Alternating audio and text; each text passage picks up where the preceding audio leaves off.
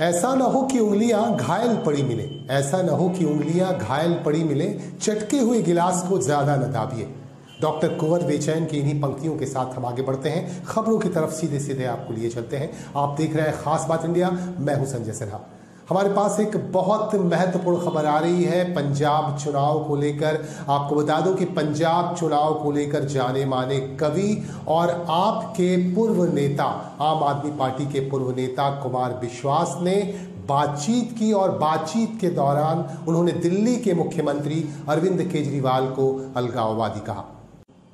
कोई समझना चाहिए कि वो स्टेट नहीं है, वो एक इमोशन है। मैं सदा कहता हूं पंजाब कोई राज्य नहीं है, पंजाब एक भावना है। पंजाबियत एक भावना है पूरी दुनिया में। ऐसे में एक ऐसा आदमी जिसने एक समय में मुझे ये तक कहा था, जब मैंने उसको कहा कि ये जो फ्रिंज एलिमेंट हैं, जो अलगाववादी संगठन है, जो खालिस्तानी मूवमेंट से जुड़े हुए लोग हैं, इनका साथ मत ले पिछले चुनाव में। और उसने कहा था कि नहीं हो जाएगा, चिंता मत कर। और कैसे चीफ मिनिस्टर बनेगा तो उसने उसका फार्मूला भी बताया था कि ऐसे ऐसे भगवंत को और फुल्का जी को लड़वा दूंगा और मैं पहुंच जाऊंगा। और आज भी वो उसी पथ पे है, मानो मत मानो, और नहीं भी है तो वो पपेट बिठा लेगा, कोई कुछ कर लेगा वो कुछ काम। तो ऐसे में उसने मुझे इतनी भयानक बातें बोली जो कि सबको पता है, पंजाब में सबको पता है। कि एक दिन तो मुझसे कहता है कि तू चिंता मत कर, या तो मैं एक स्वतंत्र सूबे का मुख्यमंत्री बनूंगा। और मैंने कहा ये अलगाववाद 2020 का रेफरेंडम आ रहा है, पूरी दुनिया फंडिंग कर रही है आईएसआई से लेके और बाकी अलगाववादी ग्रुप। तो कहता तो क्या हो गया, तो स्वतंत्र देश का पहला प्रधानमंत्री बनूंगा। मतलब जिस आदमी के थॉट में इतनी ज्यादा अलगाववाद को लेके वो हो कि किसी भी कीमत पे बस मुझे सरकार मिले, सत्ता मिले, मुझे दुखी। मैं मोहम्मद जाकिर हुसैन 59 नंबर वार्ड से जीत कर आए हैं। आप सभी का हाथ जोड़कर आशीर्वाद से जीते हैं और आप सबको मेरा बहुत बहुत धन्यवाद। आप लोगों ने पूरे वार्ड में हमें विजय बनाए हैं, और हिंदू हो चाहे मुस्लिम हो, चाहे वो सिख हो चाहे ईसाई हो, आप सबको मेरा हाथ जोड़ करके धन्यवाद देना चाहता हूँ। आपने जो हमें हिम्मत और हौसला दिए, इस हिम्मत और हौसला और आशीर्वाद से हमने कामयाबी हासिल किए हैं। इसके लिए मैं 59 नंबर वासियों को तहे दिल से शुक्रिया अदा करना चाहता हूं। और मैं आपका प्रतिनिधि हूं, मैं आपका सेवक हूं। आपको किसी चीज़ का भी किसी वक्त में भी ज़रूरत हो, आप हमें फ़ोन कीजिए, हम आपके घर तक पहुंचेंगे। आपको आने की ज़रूरत नहीं है, आपका समस्या हमें बताएं, हम वहाँ जाकर समस्या हल करेंगे। ये हमारा संकल्प है और हम विकास के लिए हम आए हैं। विकास पुत्र, हम सामाजिक सेवाकार हैं और हम समाज का सेवा करते रहेंगे और इलाका का डेवलपमेंट का जो भी काम आएगा उसको करेंगे। गरीबों का जो हक है उसको हम दिलाने की भरपूर कोशिश करेंगे। और हम तहे दिल से 59 नंबर वासियों को हाथ जोड़कर आपका तहे दिल से शुक्रिया अदा करते हैं। आप सब कुशल रहे और आनंद से रहें, और इलाके की किसी तरह कोई समस्या हो हमें अवगत कराएं। मैं इंशाअल्लाह उस जगह का मरम्मत या किसी तरह का कोई माने पानी का समस्या हो, चाहे इलेक्ट्रिक का समस्या हो, चाहे ड्रेन का मामला हो, चाहे रोड का मामला हो, हमें जानकारी दें। हम हर वक्त अपने ऑफिस के में हम रहने के उपस्थित हैं। हर इलाके में, चाहे वो विष्णु विहार हो, वहाँ एक हमारा ब्रांच ऑफिस होगा। नियामतपुर फाड़ी रोड स्टेशन रोड में ब्रांच ऑफिस है। उसके बाद में देवी मंदिर पर ब्रांच ऑफिस है और लच्छीपुर ब्रह्मचारी स्थान पर ब्रांच ऑफिस है। हर जगह हम अपना अपना वक्त टाइम शेड्यूल मेंटेन कर देंगे और आप सभी को अवगत करा देंगे। और जिससे भी कोई किसी तरह का काम करना है, लच्छीपुर का अगर वासियों का कुछ काम करना है तो उसका काम वहीं से हम लोग करेंगे। और किसी को कुछ ज़्यादा ज़रूरत है तो हमें बुलाइए, अपने जहाँ का समस्या हो हमें बुलाइए, हम हर वक्त आपके साथ में जाएंगे। और मेरा एक रूटीन रहेगा, डेली सुबह में हर इलाका में एक एक दिन का दौरा रहेगा। सुबह उठ करके कभी विष्णु विहार निकल गए, दूसरे दिन मस्जिद मालना निकल गए, तीसरे दिन लच्छीपुर एरिया निकल गए। कहाँ क्या काम है उसे हम अपने आँखों से देख करके उसे हम अपने काम करने की जो क्षमता है उसे हम आगे बढ़ाने के लिए जाने के लिए हम खुद सर्वे करेंगे। और इलाका का सर्वे हमें तो 2 महीने में जो इलेक्शन के टाइम में वोट मांगे हैं, वो वोट का दरमियान बहुत सा समस्या हमारे आंखों का नज़र में है, उसको हम समाधान करने के लिए, जैसे गरीब परिवार बहुत ज़्यादा नहीं है, लोग घर का जो समस्या है वो घर का समस्या को लेकर के उन्हें पक्का मकान दिलाने का कोशिश करेंगे, पानी का व्यवस्था करेंगे और भी बहुत तरह के जो भी मसाइल आएंगे उसे हल करने का कोशिश करेंगे। हम 59 नंबर वासियों को मेरा तहे दिल से शुक्रिया अदा करता हूं। आप सब लोग कुशल मंगल रहें। ठीक है। तृणमूल कांग्रेस के कद्दावर नेता और कोलकाता म्युनिसिपल कॉरपोरेशन के मेयर फिरहाद हाकिम आज मालदा पहुंचे और मालदा में नगरपालिका चुनाव को लेकर एक महत्वपूर्ण बैठक में उन्होंने हिस्सा लिया। और इस महत्वपूर्ण बैठक में तमाम प्रार्थियों को बुलाया गया था, तमाम तृणमूल कांग्रेस के प्रार्थी मौजूद थे और इसके साथ यहाँ के स्थानीय नेतागण, स्थानीय कार्यकर्ता और समर्थकों को उन्होंने कई तरह के जरूरी निर्देश दिए और उन्होंने साफ साफ कहा कि जो पार्टी की अवमानना करे ऐसे लोगों को सजा दी जाएगी और बर्खास्त कर दिया जाएगा पार्टी से। इस मौके पर हमारे संवाददाता मौजूद थे। आपको बता दूं कि इस मौके पर फिरहाद हाकिम ने पत्रकारों से बातचीत भी की।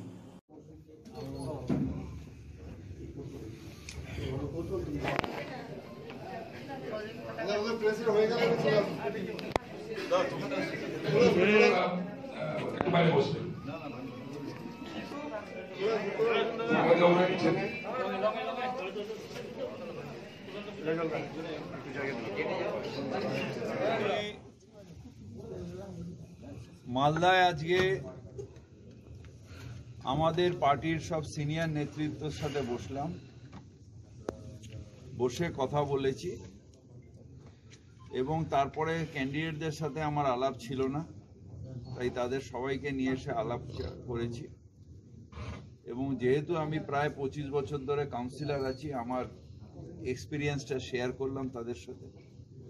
ইলেকশনটা কিভাবে করা উচিত, ওই যেটা কলকাতাতেও বলেছি, যখন ডাকি তখন পাই, এটা হলেই একটা কাউন্সিলর সাকসেসফুল। তো সেটা বললাম এবং নির্বাচন যাতে শান্তিপূর্ণ সুষ্ঠু নির্বাচন হয় সেদিকে লক্ষ্য রাখা। আমি জানি না কারা দাঁড়িয়েছে ভোজ প্রার্থী হিসেবে বা নির্দল হিসেবে, তাদের কাছে আপনাদের মাধ্যমে বলতে চাই, যদি দলকে ভালোবাসেন, কেউ গণতন্ত্রে নিজের ইন্ডিপেন্ডেন্ট দাঁড়াতেই পারেন, তাদের উদ্দেশ্যে বলছি না, কিন্তু যদি দলের নেতৃত্ব যারা কেউ থাকবেন বা দল করেন এরকম কোনো লোক আছেন যারা টিকিট পাননি বলে দাঁড়িয়ে গেছেন, তৃণমূল কংগ্রেস করেন কিন্তু টিকিট পাননি বা তাদের কাছে বলছি, দয়া করে উইথড্র করে নিন। উইথড্রলের সময় নেই, চলে গেছে। একটা লিফলেট করে তৃণমূল কংগ্রেসের প্রার্থীর সমর্থনে সেই লিফলেটটা ছেড়ে দিন যে আমরা তৃণমূল কংগ্রেস প্রার্থীর জন্যে আমি আমার ক্যান্ডিডেচার উইথড্র করলাম বা তার সমর্থনে আমাকে ভোট দেবেন না, তাকে ভোট দিন। কারণ এখন আমাদের লড়াইটা হচ্ছে বিজেপি হাটাও দেশ বাঁচাও। সেই লড়াইয়ে আমি নয়, আমরা, অর্থাৎ আমরা সবাই মিলে মমতা বন্দ্যোপাধ্যায়ের সৈনিক হিসেবে দাঁড়িয়ে সেই লড়াইটা করতে চাই। তার মধ্যে কেউ কাউন্সিলর হবেন, কেউ মন্ত্রী হবেন, কেউ মেয়র হবেন, কেউ চেয়ারম্যান হবেন, সেটা বড় কথা না। বড় কথা আমি মমতা ব্যানার্জির সৈনিক হতে পারলাম কিনা, সেটা বড় কথা। তাই মমতা ব্যানার্জির সৈনিক হলে ডিসিপ্লিন সৈনিক হতে হবে এবং ডিসিপ্লিন সৈনিক ঠিক দুঃখের চোটে হতে পারে, রাগের চোটে হতে পারে, নিজেকে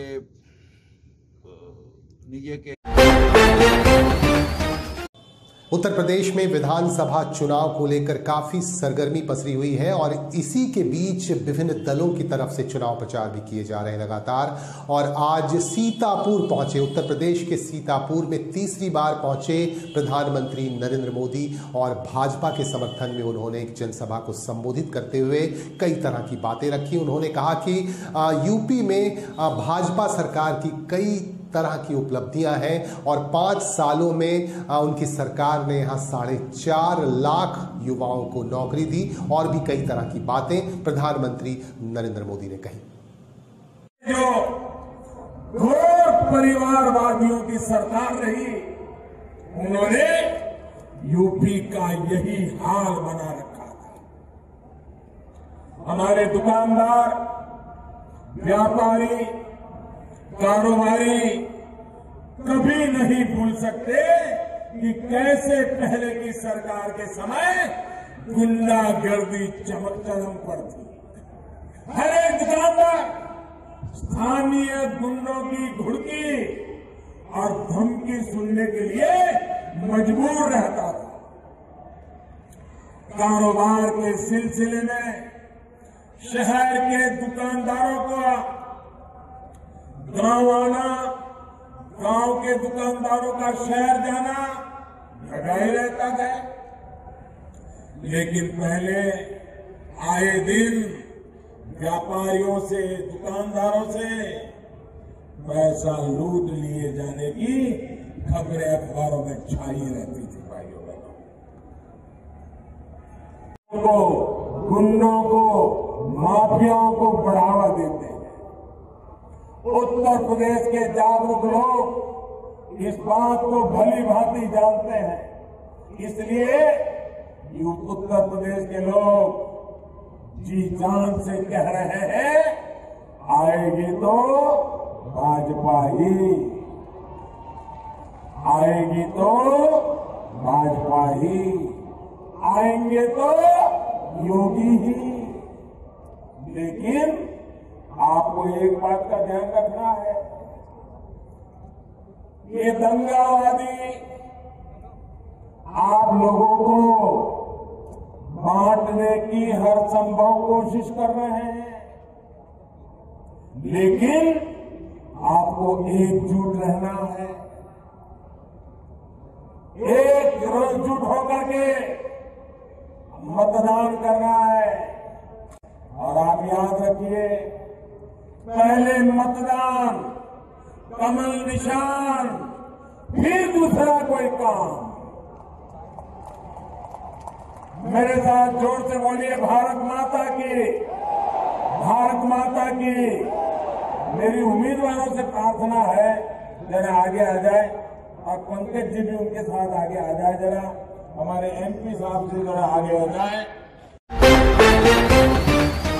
आज आसनसोल स्थित इंडसइंड बैंक के कार्यालय में धरने पर बैठ गए पूर्व पार्षद रविउल इस्लाम। आसनसोल म्युनिसिपल कॉर्पोरेशन के पूर्व पार्षद और तृणमूल कांग्रेस के नेता रविउल इस्लाम यहां बैंक के कार्यालय में धरने पर बैठ गए। उनका कहना है कि बैंक कई तरह से लोगों को प्रलोभन देता है, लेकिन प्रलोभन देने के बाद जो फायदे हैं वो नहीं दिए जाते हैं। ऐसा ही एक मामला उनके इलाके से भी है, और उनके इलाके के एक व्यक्ति के साथ इस बैंक ने ऐसा ही किया। प्रलोभन देने के बाद जब जरूरत का समय आया, जरूरत का वक्त आया, तो उसे पैसे नहीं दिए जा रहे हैं। इस बात को लेकर उन्होंने यहां धरना प्रदर्शन किया। आइए दिखाते हैं।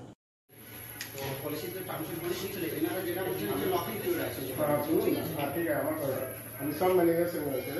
আমি কি বললাম, এই ব্যাংকের সঙ্গে টাই আপ ছিল, ব্যাংকে যে সঙ্গে আমার ভালো রিলেশন ছিল। আমি যখন এসেছিলেন, আপনি ওটাকে ডাকুন, ওনার সামনে তোমরা নিজের কথা করে নিয়েছি।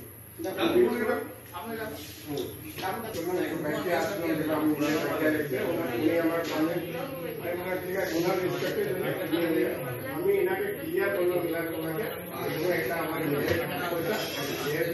আমি রেখেছি, কিন্তু আপনার রেসপেক্ট করতে আমি রেখে দিচ্ছি। কিন্তু লোকের আমি জানি না, আমার যেগুলি মেয়ের বিয়ে লাগবে, 1 বছর 2 বছর আমি টাকা দেবো, ব্যবসায় কোনো প্রবলেম নেই। ওই যে লোকের আপনার কোথাও উপরে করছে, কিন্তু টাকা আমার যেমন দরকার আমি যেমন এই কালকে করতে করতে আজকে এরা 22 তারিখ বিয়ে, আজকে হচ্ছে 16।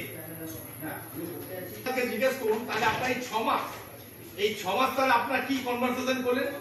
এই চিঠি নেওয়া না, আমাকে বলতে দিন, আপনি ওনার কাছ থেকে চিঠি নিলেন, ওনার কাছ থেকে মেডিকেল গ্রাউন্ডের সার্টিফিকেট নিলেন, সমস্ত কিছু এই 6 মাস ধরে যে প্রসেস করছেন, তাহলে এই প্রসেস করে নিশ্চয়ই টোটাল দেয়।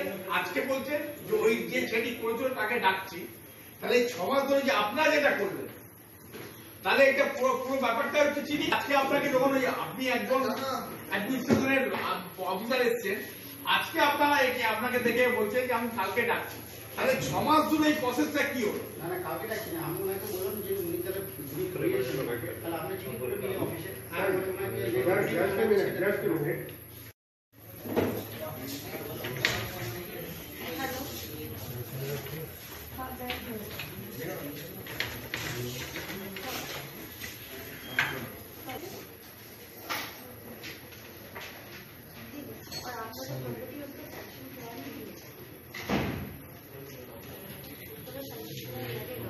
দেখুন, এটা তো এখানে আজকে ইন্ডাসল্যান্ড ব্যাংক, একটা প্রাইভেট ব্যাংক, এখানে বসতে বাধ্য হলাম। মানে আমারই পাড়ারই একটি ছেলে, উনি এখানকার প্রায় 20 বছরের কাস্টমার। তার এখানে অ্যাকাউন্ট আছে, আগে ব্যবসা করতেন, ব্যবসার অ্যাকাউন্ট ছিল। তো উনি আজ থেকে 3 বছর আগে এই ব্যাংকের, ইন্ডাসল্যান্ড ব্যাংকের সঙ্গে টাটা ইন্স্যুরেন্সের বোধহয় যে কোনো টাই আপ আছে। তো যারাই কাস্টমার আছে ভালো কথা, ইন্স্যুরেন্স করান। তো এনাকেও একটা ইন্স্যুরেন্স করানো হয়েছিল 3 বছর আগে। এবং দেখুন, মানুষকে টাকা কেন রাখে? তার মেয়ের বিয়ে, কোনো অঘটন ঘটলে মানুষ টাকা রাখে। তো এই ছেলেটি বলেছিল আমার মেয়ের বিয়ে যে কোনো সময় হতে পারে, 1 বছর, 2 বছর, 1.5 বছরের মধ্যে। তো আমি টাকাটা তুললে ফেরত পাবো তো? যখন ইন্স্যুরেন্স করানো হচ্ছে তখন দুমদাম করে পেপারে সই করবে, হ্যাঁ টাকা পেয়ে যাবেন, টাকা পেয়ে যাবেন। লাস্ট 6 মাসের ঘটনা হচ্ছে যে ওই ছেলেটির মেয়ের বিয়ে ঠিক হয়েছে। বিয়ে ঠিক হয়েছে 23 ফেব্রুয়ারি 2022। বিয়ে ঠিক হওয়ার পরেই ওনার দুটো ইন্স্যুরেন্স হয়েছে, একটি মেয়ের নামে, একটা ওনার নিজের নামে। উনি 6 মাস ধরে বলছেন যে আমার এই যে মেয়ের বিয়ে ঠিক হয়ে গেল, তো আমাকে এবার টাকাটা একটা উঠাবার ব্যবস্থা করে দিন। 6 মাস ধরে ওনারা বলেছেন ঠিক আছে আজকে হবে, 7 দিন পর হবে, ওনার সমস্ত কিছু এই চিঠি দিন। ওনার মিসেসও অসুস্থ, যে মেয়েটির বিয়ে হচ্ছে তার মা প্রচন্ড অসুস্থ, আপনার ডাক্তার সার্টিফিকেট দিন। তো 6 মাস ধরে এই সমস্ত প্রসিডিউর গুলো হয়েছে। আজ থেকে প্রায় 1 মাস আগে যখন বলছে আমার মেয়ের বিয়ে তো ডেট চলে, আপনি আমাকে টাকা দিন, বলছে হ্যাঁ হচ্ছে। এবং এই ছেলেটি আমাকে এর আগেও একবার বলেছিল, আমি অতটা গুরুত্ব দিইনি। কিন্তু আমি যখন আজকে দেখলাম মেয়ের বিয়ে হচ্ছে 23 ফেব্রুয়ারি আর আজকে হচ্ছে 16 ফেব্রুয়ারি, আমি বাধ্য এখানে।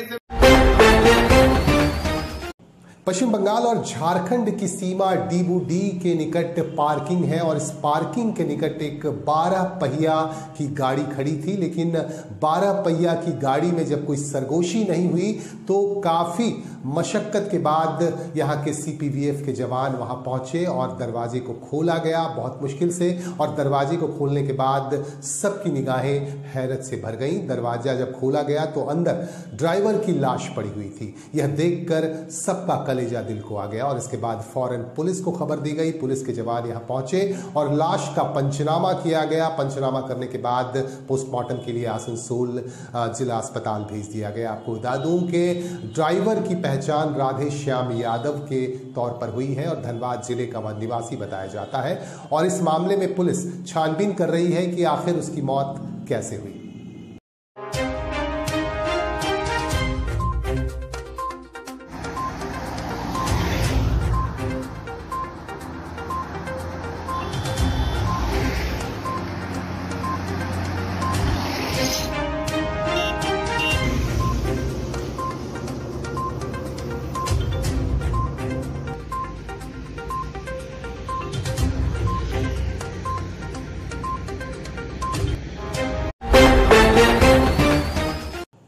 झारखंड के जामताड़ा जिले के नाला से हमारे पास एक खबर आ रही है। नाला में सिंचाई परिसदन भवन में आजसू की तरफ से आज एक सम्मान समारोह और एक प्रशिक्षण का कार्यक्रम किया गया। इस मौके पर पार्टी के केंद्रीय सचिव माधव चंद्र महतो विशेष रूप से मौजूद थे और इस मौके पर क्या हुआ इन खास दृश्यों में हम आपको दिखा रहे हैं।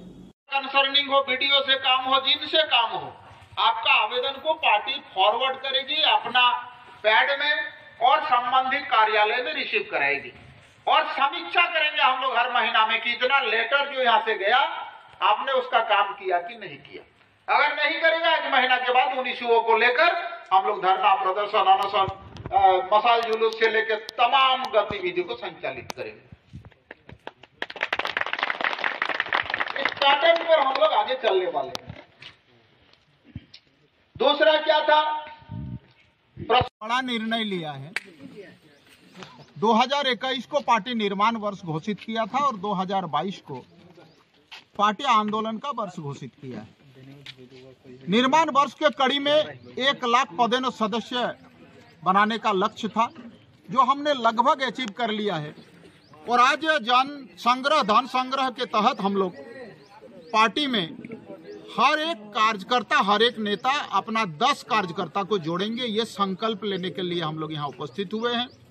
साथ ही हर एक कार्यकर्ता जो पिलर सदस्य होंगे वो एक व्यक्ति पार्टी को पार्टी फंड में 10 रुपया, वो भी ऑनलाइन पेटीएम के माध्यम से, और पंचायत लेवल के कार्यकर्ता भी 10 रुपया, प्रखंड स्तर के कार्यकर्ता 20 रुपये, जिला स्तर के कार्यकर्ता 100 रुपये, और प्रदेश कार्य समिति एवं प्रदेश के जो केंद्रीय पदाधिकारी हैं वो 1000 रुपया पार्टी को डोनेट करके पार्टी का फंड को भी मजबूत करेंगे। साथ ही हमारे एक एक कार्यकर्ता प्रशिक्षित हों, गांव में, चौपाल में, चौक चौराहे में, चाय दुकान में, पान दुकान में जहां राजनीतिक चर्चा हो तो हम प्रमाणित कर सकें कि अन्य पार्टी से ज्यादा हमारे कार्यकर्ताओं में क्षमता है, हमारे कार्यकर्ताओं में नॉलेज ज्यादा है। क्योंकि नॉलेज ही आज दुनिया में ऐसा चीज है जिससे आप किसी भी चीज को प्राप्त कर सकते हैं। तो हमारे एक एक कार्यकर्ता नॉलेजियस हो, इस कार्यक्रम का वो भी एक आपका उद्देश्य है। और केंद्र के द्वारा जिला में जो पदाधिकारियों का निर्वाचन किया गया है तो उनको हमने आज माला पहनाकर उनके प्रति श्रद्धा अर्पित किया। चुनाव को लेकर कोई प्रशिक्षण नहीं है, ये प्रशिक्षण है कि हम लोगों के बीच में जो राजनीति को लेकर जो मन में सोच है, जो विचार है, ये एक्चुअल राजनीति झारखंड में कैसे करना है, झारखंड की जनभावना के साथ जो खिलवाड़ किया जाता है दूसरों पार्टियों से, हम लोग उसको बेसिकली एक प्रशिक्षण के माध्यम से जागरूकता करवा रहे हैं। इसके बाद जब हमारा प्रशिक्षण फेज 2 चलेगा वो पूरा चुनाव समीकरण को लेकर होगा, चुनाव तैयारी को लेकर होगा। अभी हम लोग कार्यकर्ता में केवल इतना जगा रहे हैं कि झारखंड के लिए अगर लड़ाई लड़ने वाला कोई पार्टी है तो आजसू पार्टी है। झारखंड की जनभावना, झारखंड की भाषा संस्कृति को रक्षा कर सकता है तो केवल आजसू पार्टी है। इसको लेकर हम लोग पूरे झारखंड में, पूरे प्रदेश में ये प्रशिक्षण करवा रहे हैं। ये फेज 1।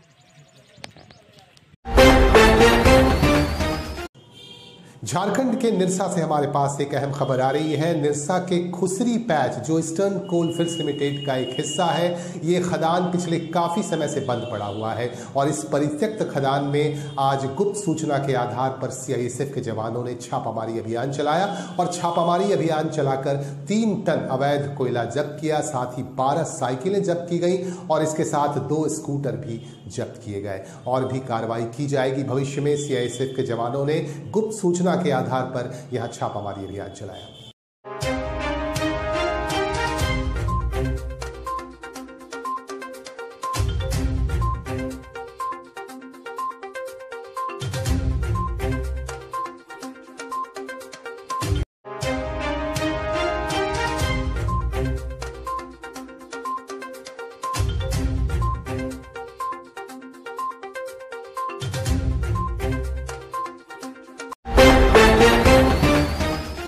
पश्चिम बंगाल सरकार की तरफ से द्वारे सरकार कैंप्स फिर से शुरू किया गया है। इससे पहले भी 2 बार ये कैंप लगाए गए और तीसरी बार फिर से पश्चिम बंगाल सरकार की तरफ से द्वारे सरकार कैंप्स लगाए गए हैं और विभिन्न इलाकों में कैंप्स के माध्यम से सरकारी परियोजनाओं का लाभ लोगों को देने की मुहिम चलाई जा रही है।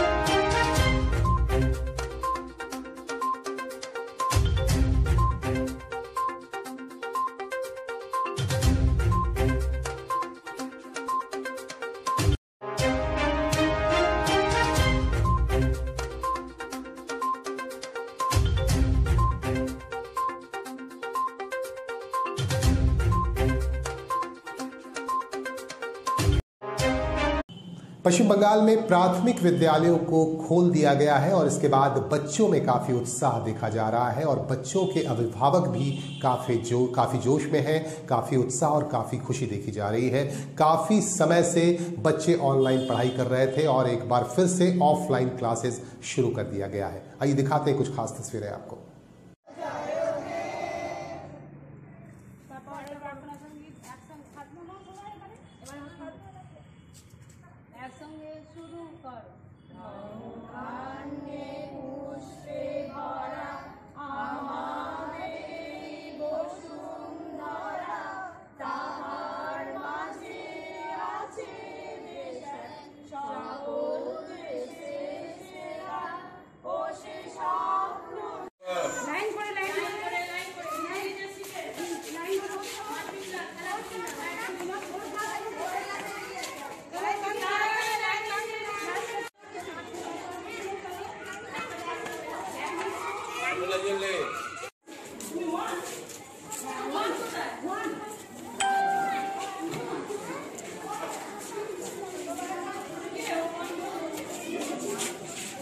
স্কুলে এলো, আমার তো খুবই ভালো লাগছে।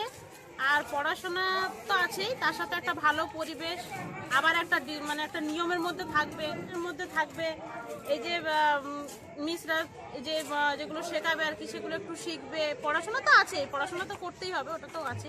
তাছাড়াও আরো অনেক কিছু স্কুলে এলে অনেক কিছু পাওয়া যায়। তার সঙ্গে নতুন স্কুল, হ্যাঁ নতুন বাড়ি, তো সবাই এক্সাইটেড। আমরা তো মানে আমাদেরও খুব ভালো লাগছে, আমাদের বাচ্চারা নতুন স্কুলে পড়ছে আর বাচ্চাদেরও তো খুবই ভালো লাগছে যে ওই স্কুল থেকে মানে ওই স্কুল থেকে এই স্কুলটা একটু যেহেতু বড়, সে তো ওদের খুব একটু খেলতে একটু জায়গা পেয়েছে, চারিদিকটা একটু মাঠের মধ্যে রয়েছে, খুব ভালো লাগছে। বাচ্চারা নতুন জিনিস নতুন কিছু সব শিখবে, খুবই আনন্দ লাগছে।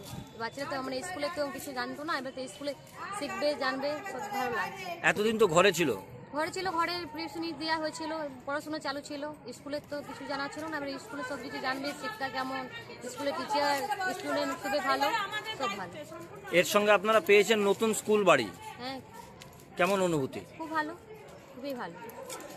ঠিক আছে, দিন পর আবার বাচ্চারা স্কুলে এলো, কেমন অনুভূতি? খুব ভালো লাগছে। স্কুলেই আমরা ভালো, বাচ্চা ছাড়া কি আমরা ভালো থাকতে পারি?